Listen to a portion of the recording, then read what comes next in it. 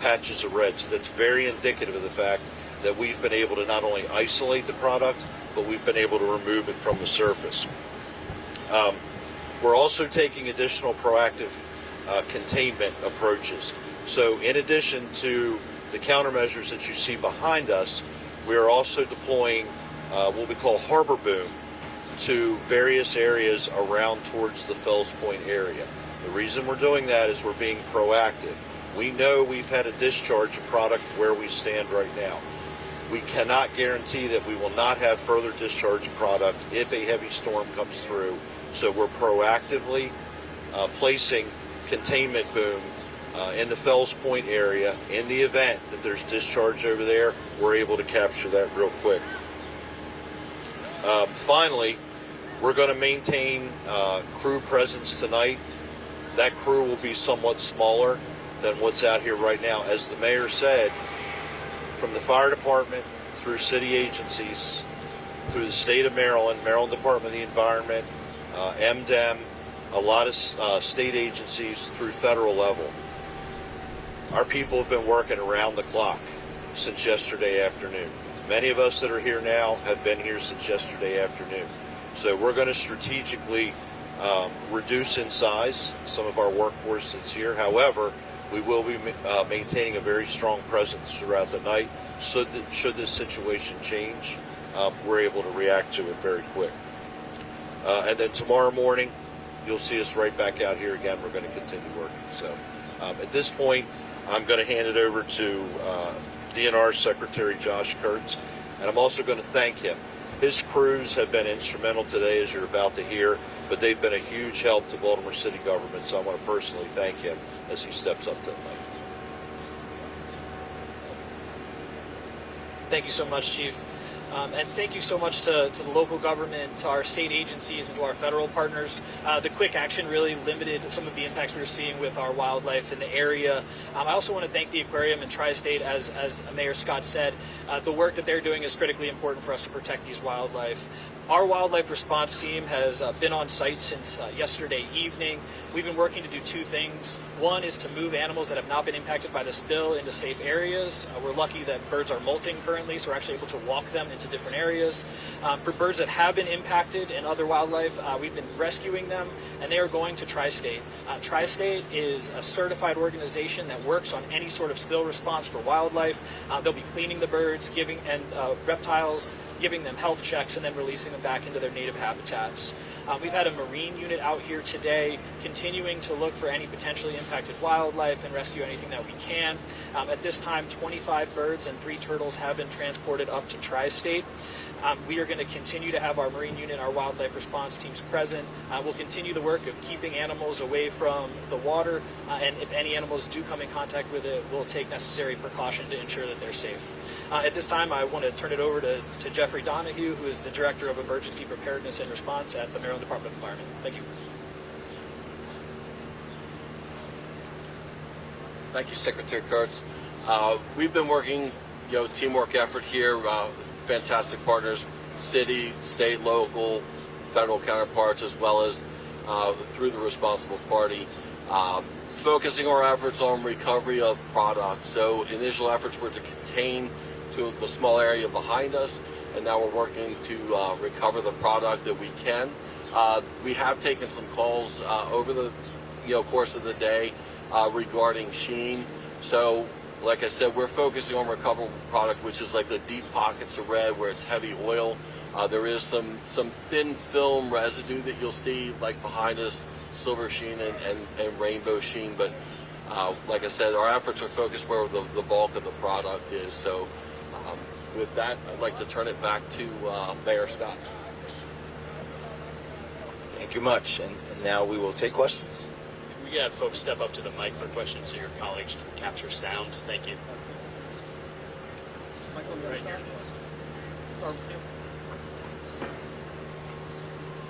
Is the initial leak contained? Has that leak been stopped? Yes.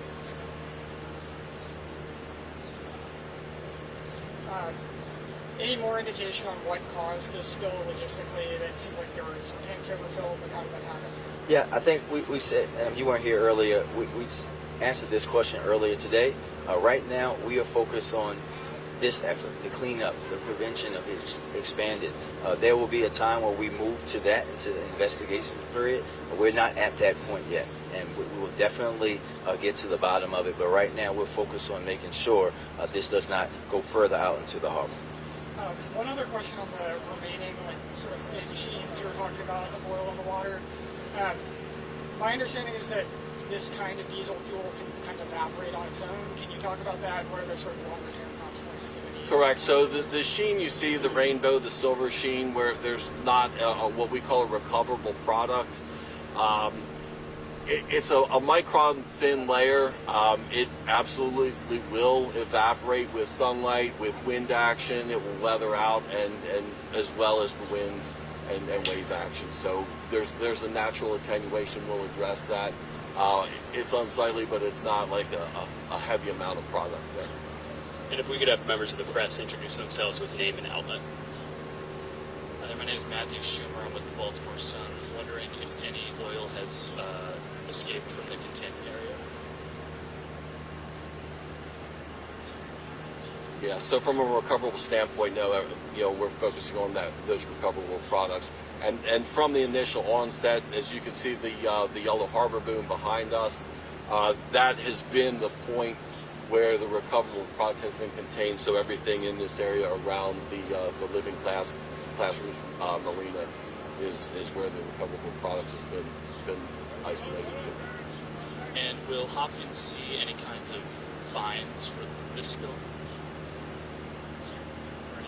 So an investigation will, as the mayor had said, there'll be an investigation into that, and then there'll be a determination at that point if there's anything that would warrant a fine for that.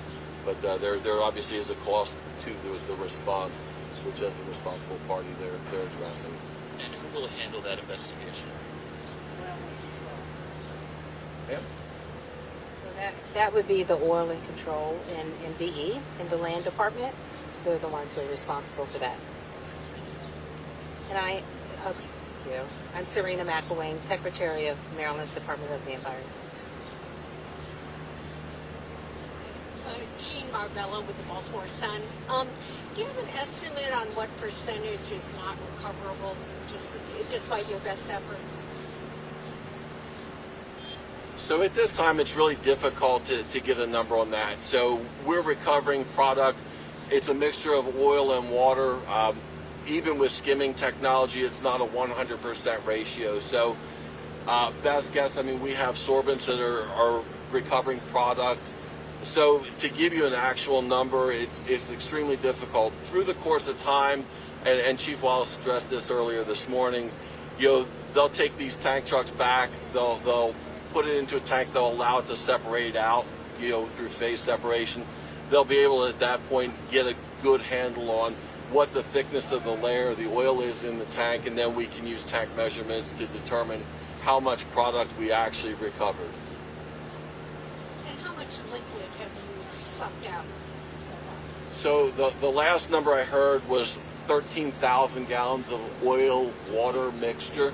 I'm sorry, that number's been updated. So 18,000 gallons of oil-water mixture. And do you have a number on what we had in sorbents? I think the last I heard was roughly 400 gallons, captured in sorbent materials. And there's no exact science to that. We know about what a bale of sorbent is supposed to hold, so we're using best guess estimate there.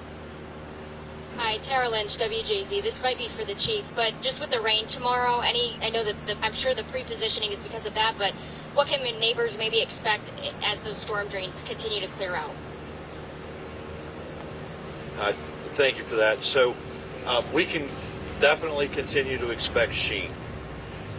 Behind you are 3 layers of countermeasure, whether it's sheen or whole product, right, that we're putting in proactively for if and when that were to happen, that containment can begin right away. The harbor boom itself is kind of a damming mechanism, but then the hydrocarbon boom that you'll see, the white boom, that's meant to actually absorb. So what we're trying to do is, as it moves towards the block, if you will. We want to absorb as much as it gets by there. We'll try to absorb it again with a second row, and then ultimately try to block the whole thing. And just one follow-up. I'm not sure if this is for the mayor but historically, I mean, is this big? How big is a 2,000-gallon diesel spill into the harbor? Listen, it's significant, right? We know it's a significant amount. I can't go into history about what oil spills we've had before. It's significant, and it's significant enough that we have organized this team that we have here to make sure that everyone's focused on this, so that we are protecting our waterway, which we know is a lifeline for the city. Hey, my boy, come out with WYPR. I think you kind of touched on it, Fire Marshal, but I was just wondering, what is the timeline, worst case scenario and best case scenario, for cleaning all this up? So the challenge that we have is we don't know what's underground, right? So that's why we're approaching this the way we are. We're trying to capture as much as we are. As Chief Donahue said, inside of those tanks will allow the water and the fuel to kind of stratify, and then we're going to get a better idea of exactly how much we recovered. I can't put a timeline on it because we could go a week, 2 weeks without significant rain, and then 3 weeks from now get 2 or 3 inches of rain in an hour, as we know Baltimore's been prone to do recently, and we could start to see product again. So I think what we have to realize is underground there's oil, right? It's attached to the sidewalls. There's still product there, and and until it just has its opportunity to push out, I don't think it would be fair to really put a timeline on that. Okay, thank you. Yes, ma'am. We got time for about 2 more questions.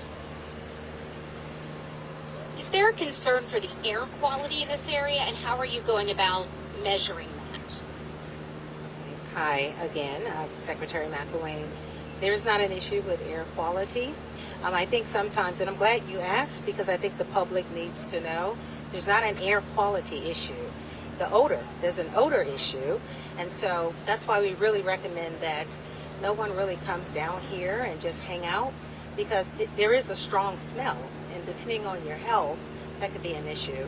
But there is not an air quality issue right now. However, we have deployed my staff. I have a couple of people here who are taking air samples. We also work with Johns Hopkins University. They are mobilizing air monitors here as well as the University of Maryland.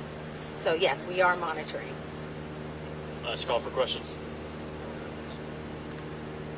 My name's Dante. I'm just a regular civilian that live in the neighborhood. I know this is home to Turtle Island. There's a lot of turtles over there, and I always see a lot of ducks over there. So the wildlife is important to me because it's one of the many things that I enjoy about this neighborhood.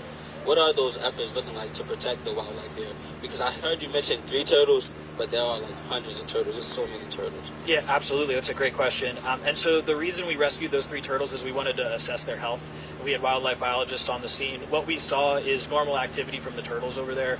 The good thing about turtles is they actually can really sense changes in the environment, and they will move away from poor water quality. They can also get underneath things like oil. So we rescued those 3 to assess their health. They were in very good health, 2 sliders and a snapping turtle, just to make sure we had some species diversity. But the turtle population over there is already back on the island, and we do not have concerns for the turtle population. Thank you, everybody.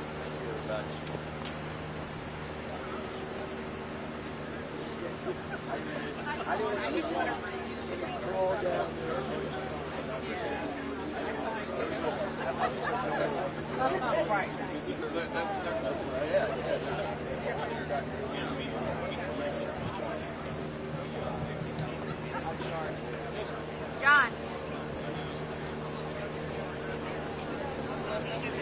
How are you? Good, how are you? You're tired, but good. I can imagine. Another I'm one. seeing you and him too much. Way too much. Just tell him that. I know. You don't want to see him. How you been? I'm good. We need to figure out that story. Yes. I know that you're dealing with budget stuff, though. But we'll be done that soon. Yeah.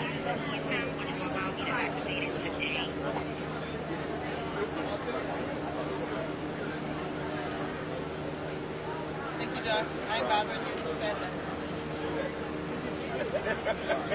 You got a problem?